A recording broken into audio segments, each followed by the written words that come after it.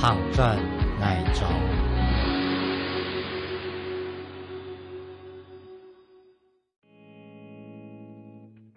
米农当将嘅细妹嘅一条面帕延开来，系柔软弹跳嘅面皮。热天时，佢做成菜宜凉拌，拍粉带蓝木样，将米线缝在顺，加上黄粉面。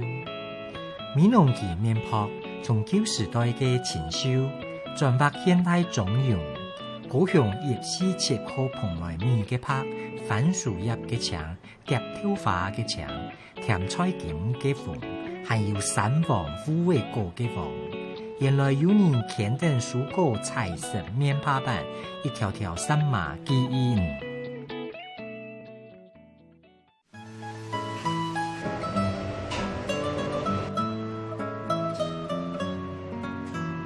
小心翼翼取出一片片不同颜色的薄片，这可不是纸片或丝布，仔细看，其实是手工制作的彩色板条。每天做的颜色，包含白色，应该就是5个颜色，红色就是那个甜菜根，还有地瓜叶。那地瓜叶一般我们通常每天大部分都会有，对，还有就是那个蓝色蝶豆花，还有一个黄色。是那个三黄枝，哦，它是一般都是以前都是拿来腌那个黄萝卜。颜色吸睛的客家彩色板条是钟晴婷和钟富元夫妻俩不眠不休研发的成果，坚持手工制作，严选蔬果的天然颜色。他们尝试不同品种的地瓜叶、火龙果、甜菜根等蔬果。为了制作彩色板条，下了不少功夫。你刚开始加入那些食材的时候，其实你会觉得，为什么加了这个蔬菜啊、水果之后就不能成型？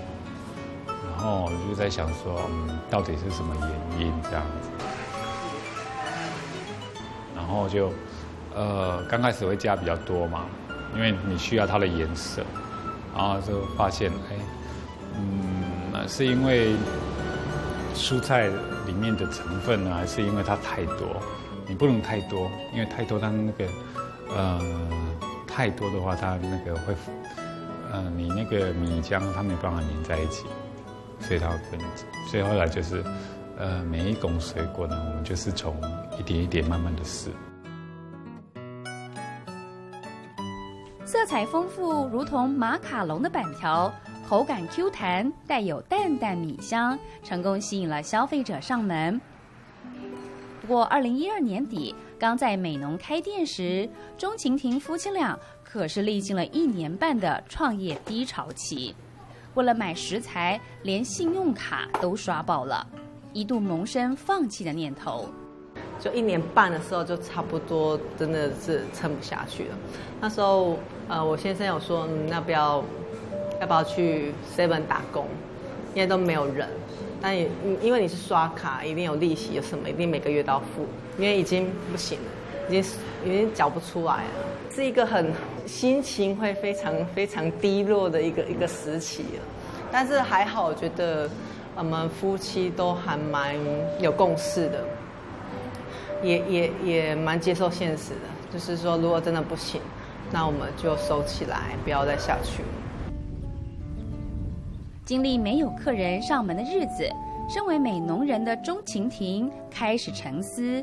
她发觉自己并不了解美浓，夫妻俩重拾初衷，把心思改放在板条研发上，也慢慢深入研究了解美浓当地农产。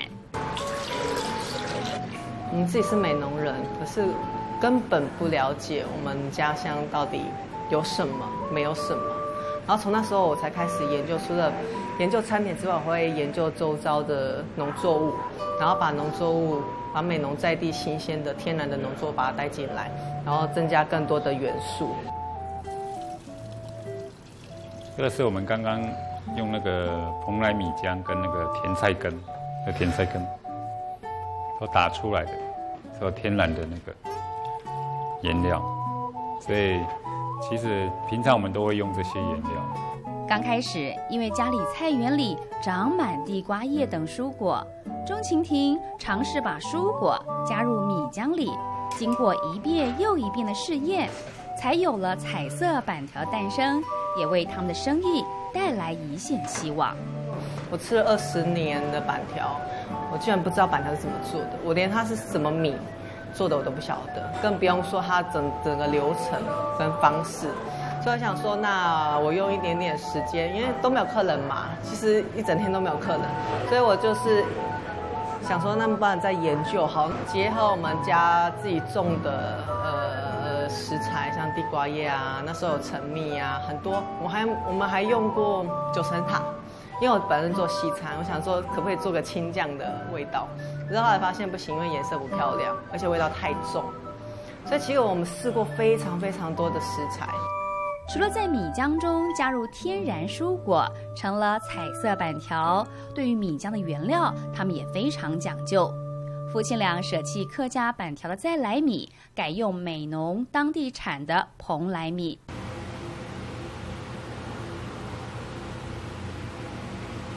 我们刚刚现在就是要把板条放下去，但是要先把它用平均，要不然它会厚薄不均。如果厚薄不均的话，等一下要脱模的时候，它会很难脱模。因为蓬莱米的水分含量较多，水分和米的比例成了制作板条的关键。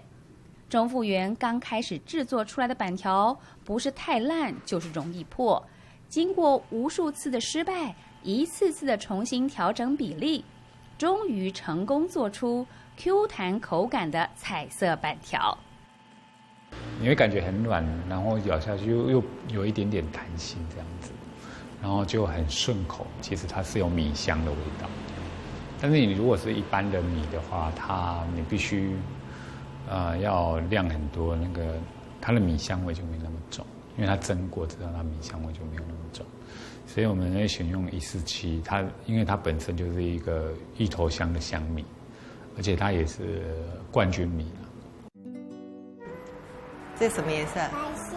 对，白色哈，好棒啊！那妈妈怎么做板条？这样做，这样做。彩色板条成功，让夫妻俩有信心，但他们不敢松懈。板条采用天然蔬果的颜色，因此必须不断研究每一季能够入色的蔬果有哪些。我们下一季要使用这个哦，然后它煮出来我有试过的啦，它煮出来的原色是红棕色，蛮漂亮的，然后有淡淡的玉米的香味，是没有甜度的玉米香。现在就是要考验说它可以放多久，有时候像木瓜只能放2天，玉米笋应该可以放2天多一点点。所以我们要取哪个部分来用做板条？我们就是它的须做，它这个都是可以沥尿啊，可以沥水。直接打吗？对，它要用热水烫过，要煮过。自然爆发之后，反而大家都回过头来找一些他们曾经好像有印象是用天然食材做的商店。然后再回过头来，所以我们是从那个时候慢慢才有人愿意比较正式吃进去的是什么东西。磨练与辛苦终于有了代价，夫妻俩以彩色板条成功打响名号。尤其店内招牌料理之一的彩色凉板，沾上清爽的特调酱料，不但吸引了许多远道而来的饕客上门尝鲜，甚至一试成为老主顾。因为我的美国朋友在 LA， 然后他在电视上看到，然后他就指定说一定要来吃，然后所以我们就找，他就带他们来吃。我是从台北特地专程下来吃这一家，因为我们亲戚都推荐这家，特地带我来今天来吃。我也是刚从下高铁来这边吃，很好吃。一般那个传统的板条就是一个颜色啊，然后就是原味这样子。那它有很多颜色，然后吃起来很 Q， 然后很有口感，很有嚼劲。主要是它有5色板条，那它用非常新鲜的蔬果来做，所以它其实板条吃起来会有特殊的一个香气。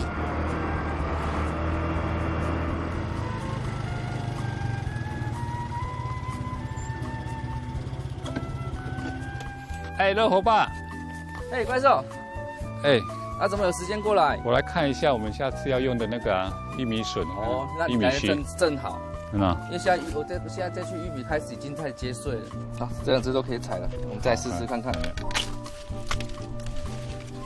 马上来试尝看看它的口感如何。OK。因为我跟我老婆有试了啦，可以了。是哦。可是就是做出来颜色就是有点像咖啡，有点像棕褐色这样子。制作天然色彩的板条，除了制成，重视每个小细节，最关键是蔬果原料。夫妻俩选择与理念相同的农友合作，一方面为食材把关，另一方面也希望更多人看见当地小农种植的特色农产品。因为他们小农种的东西不是说，有些是比较特别的，就是量没那么多的，所以在市面上其实比较不容易看到，或者他们销售的管道没有那么好。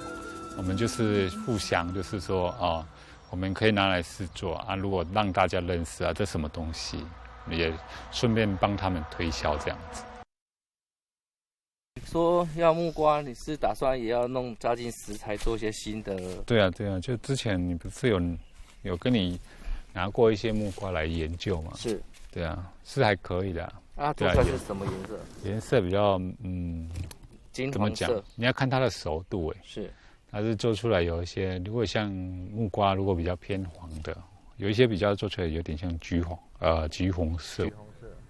来到美浓投入农业的张伯年，原本从事科技相关产业，因为向往田园生活，再加上2008年的金融风暴，提前圆了退休务农的梦想。只不过现实是残酷的，才刚转行当农夫，就碰上88风灾。我那一年的金融风暴裁员回来之后，刚好我的亲戚也在这边。那一开始带我接触的就是木瓜这个产业。那当然很不幸，就是我刚投入的时候，刚好遇到88风灾，那一年产赔得很严重啊，就赔了好几百万。可是因为我本身我也不服输的个性，然后就从此就跟农业结下不解之缘。3、4年前，张伯年和太太慕名吃了彩色板条，认识了钟晴婷和钟富元，知道他们采用当地食材的理念。同样有着不服输个性的返乡夫妻与移居农友相知相惜，开启了互助合作的模式。在合作之前，一定要有所有互信。那其实我了解他的想法、他的理念之后，相对的，我也告诉他我务农的一个想法，就是说，其实我大概6年前开始，我就尝试开始进入所谓无毒栽种。不然说他一开始他可能就半信半疑，可是他经常3不5时都会跑来找我聊聊天啊，甚至来参观我农业。他一说对，那他确定说我是真的没有用农药，那等于说彼此取得互信之后，那我们才接下来就说有合作的模式。我有用那个4类玉米须，黄色的，是黄色的，对啊，黄色的，淡黄色。但我觉得味道不错啊，有点那个玉米的香味，香香的。夫妻俩一路以来的坚持，颠覆了传统客家板条的印象。除了彩色板条，选用当地白玉萝卜、手工做的萝卜糕，还有加入手炒糖水，充满浓郁甜香的豆花，都是店内的人气料理。材料食材是比较偏向港饮的港式萝卜糕，有虾米、腊肠、香菇。然后最主要是我们里面用的萝卜是白玉萝卜，美浓的白玉萝卜，然后白玉萝卜的香气非常浓郁。豆花一定要吃，豆花是我们手工做的，我们每天早上做的豆花，新鲜的黄豆。糖水我们是用炒过的，炒过它会有层次，它不会很甜很腻。下一步，钟晴婷期待有更多和自己理念相同、愿意坚持的年轻人和他们一起打拼。他不吝啬分享成功经验，也希望复制自己和在地小农合作的模式。就是希望说可以培养人才，如果有跟我们一样的坚持跟理念，我们都很愿意的教他们，然后让他们在每个地方开枝散叶，让他们在做这个东西的时候，但其实可以帮助我们很多的农民，不只是美农啊，如果他到时候是在，例如说宜兰或者是云林都可以，台南有很多务农的农民，其实很多年轻人，他有很多的抱负跟理想，可是他就跟我们当初回来美农一样，就是没有人认同，或技术上可能没有人可以询问。我觉得这个都是我们很愿意去帮忙的，去协助的。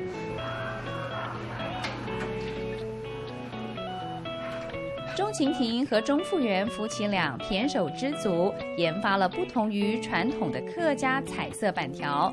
他们用自己的故事告诉更多怀抱梦想的年轻人，只要不放弃，总有一天能看见曙光。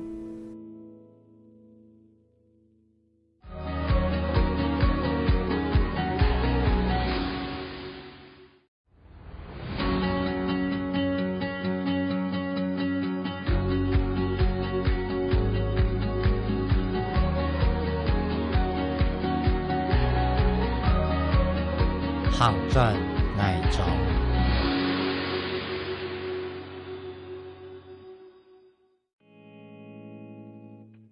米农当将嘅細妹嘅一條面ผ้延開來，係柔軟彈跳嘅面皮。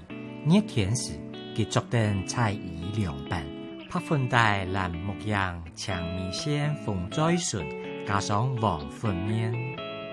米農嘅面泡從舊時代嘅清修，轉發現代中用，高雄24號蓬萊米嘅拍，番薯葉嘅腸，蝶跳花嘅腸，甜菜根嘅粉，還有三黃虎尾果嘅黃。原來有人kend等蔬果彩色面趴板，一條條三馬基因。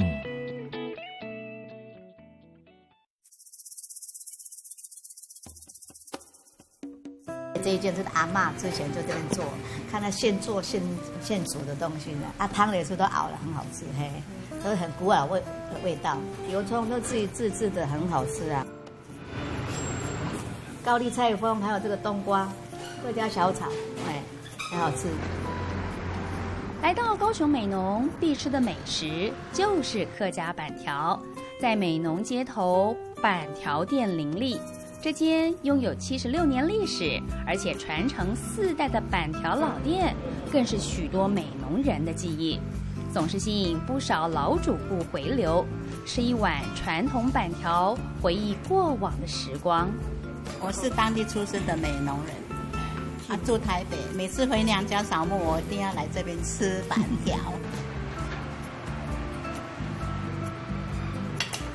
这是历史最悠久的。这个阿嬷年代那个时候就是自己的板条，自制自销，家己吹家己卖啦，很 Q 啊，板条很 Q。这个是第一代的，原主的，就是我的阿公跟阿嬷，以前就是这一个美光板条店，就是他们第一代传承下来的啊。然后这个上面那一个是爸爸。他是第2代的，然后就，第3代的我跟我太太，现在就传承给第4代的小孩子了。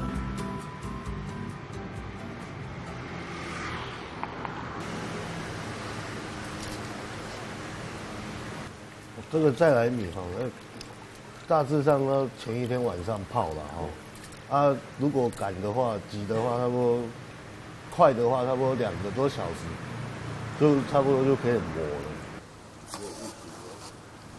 4代传承的板条老店创立于1945年，第1代林冉来开始用手工制作板条，不像许多店家面临接班断层的问题。这家老店顺利由第4代接班，保留客家板条的老味道。以前阿公阿嬷的时候那就阿嬷在做板条，阿公在卖这样子的那接到第2代的时候，他们就推到幕后去了，他们就阿公阿嬷就做板条给爸爸卖这样子然后我第3代1994年的时候，我接的时候也是爸爸做给我卖这样子儿子在卖的时候，换过我第3代的做给第4代的卖这样子。先用米筋嚟叫佢咯。我们要米筋的啊。哦，有，咁而家摸又嗬，爸爸咁講，有個水啊，摸佢啲體幹，哦，啱啊。踢體幹會踢樹，啊冇踢水幹會靠摸實。哦，啊，你要摸哦，是的哦。就一直要求小孩子說，以前你阿公阿嬷阿祖他們賣的那個板條非常有名，我們一定要保持那個原味出去給客人吃。现在在这个摸这个米浆哦，是它的粗细度啊，那现在我教儿子说，这个水哦不要下太大，你下太大的话它比较粗，要刚好的水。板条是早期美农人务农的餐点，不过手工制作耗时费力，再加上供应量大，老店第3代林宪志曾经担心年轻人不愿意接班。为了保持板条风味不变，2016年他引进机械辅助，改以半自动化制作板条。幸好儿子林兴达也愿意接班。手工我也做，那一斗米要2个半小时这样子。我想一想说，哎呀，这太累了啦，一斗米2个半小时，我做2斗米100斤的话要5个小时，那要3斗米的话，我们那个工作量太长了，人也累这样子，所以我才想到说用机器用机器来替换这样子。机器做出来，以前我们的板条是很薄，吃起来很 Q 这样子的。现在机器的做出来呢也是一样，品质都是一样的。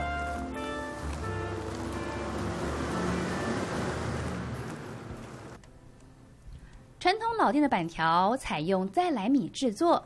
除了前一天必须先浸泡磨米浆时水分多寡的掌握，攸关米浆颗粒的粗细，更是板条口感好坏的关键。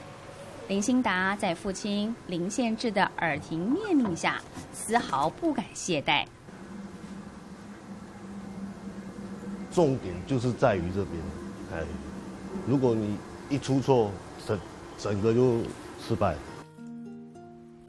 因为机器化的话，它是一次就出来，不像手工下去做的时候，可以打开来看有没有熟，有没有什么。机器化的话，它一出来就是一个量这样子，所以你一出来一失败的时候，就整个就毁了。那现在你那个呢？那个厚度、薄度有没有过去看？你要到这边来看一下，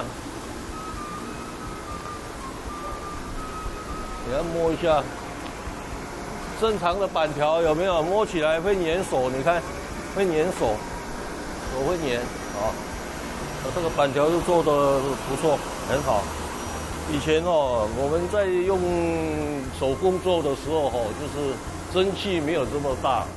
刚开始接手家传板条店的林兴达，也经历无数次的挫折，在米与水分细微的拿捏，还有机器厚薄等问题，一点一滴的调整，才做出和长辈们一样口感的传统板条。刚开始机器的时候也是刚接触的有时候温度也抓不到厚度跟薄度那些也抓不到，所以做出来失败了，就再这样做又失败，再怎样改都一直失败，一直失败。有时候做的自己也没有信心了，一次失败，就后面抓到这个点了，快要成功了，就越做就成功，抓到那个对的位置了就这样做。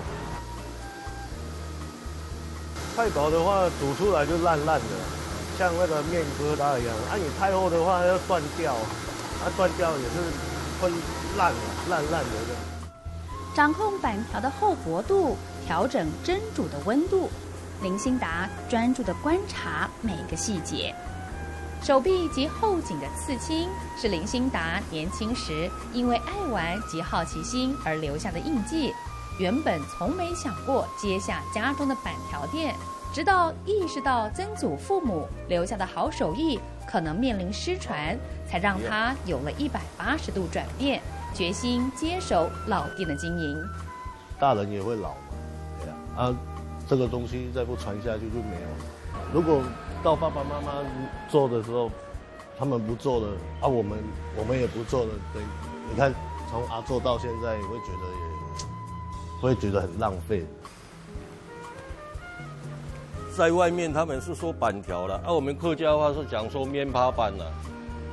以前手工在做的时候，有一只竹竿在那边，就这样吊起来，好像毛巾啊，毛巾我们就讲客家话就讲面趴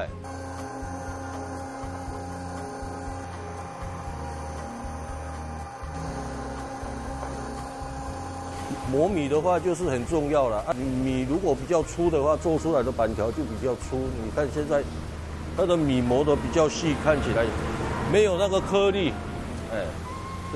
这就很成功的板条了。都掌握起来了，所以我放心交给他们了。我现在也是，就半退休了啦。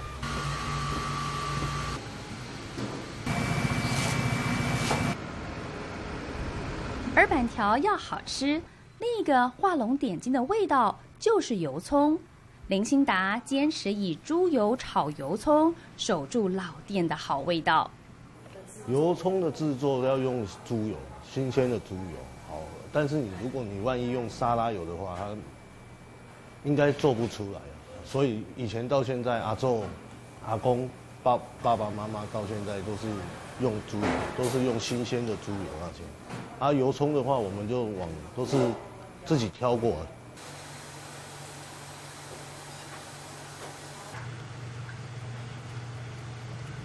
烫熟的 Q 弹板条，加入自制的油葱，淋上高汤，最后再放上一块白切肉，就是一碗香气四溢、道地的美浓板条。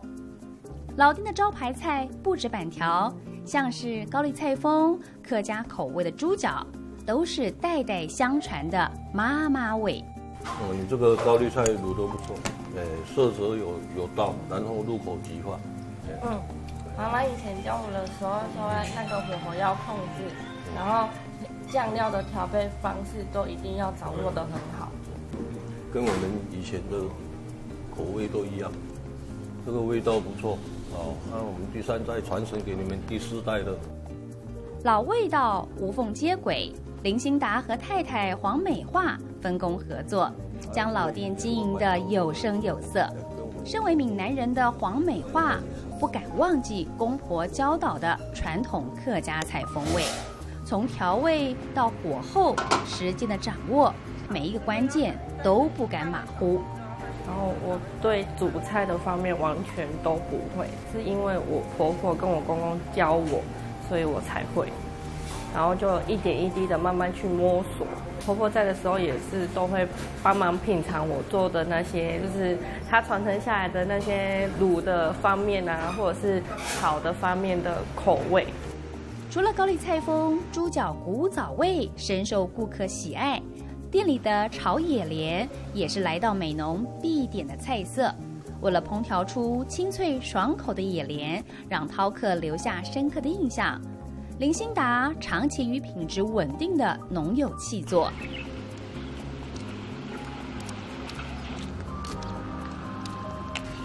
小朋友，看人家你雅典的，点我用雅典的啦，来看人家品质咯，你安尼。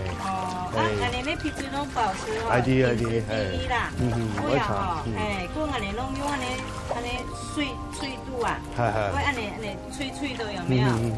炒起来吃起来很口感很脆。野莲是我们美浓的名产之一啦，来到美浓吃板条，几乎客人都会常常订。所有的消费者来到美浓吃过野莲之后，都会把我们美浓的名产跟名产野莲推广出去。高雄美浓是野莲的重要产地，种植野莲10多年的泛黄桂英坚持采用有机栽种，再经过清洗去无存精，种出品质特优的美浓野莲。我们长期以来我们的经验就是说，我们挑选水莲就是因为在田里的时候，我们都是用有机去耕种，然后就是说大家吃起来比较脆度感很好，餐厅板条店都有跟我们长期配合，而且我们的信誉是说品质第一然后让顾客吃到回味无穷，以后回来还会再来找我们这样。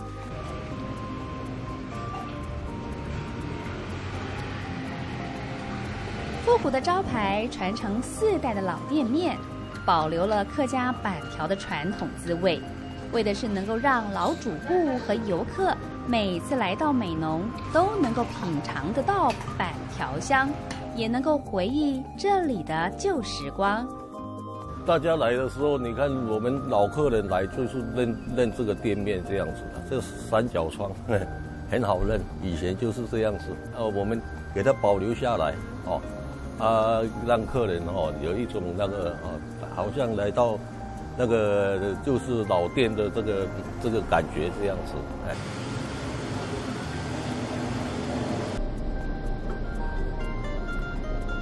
一家板条老店承载了4代客庄人的用心与情感，让美浓人对板条的记忆能够代代飘香，延续100年。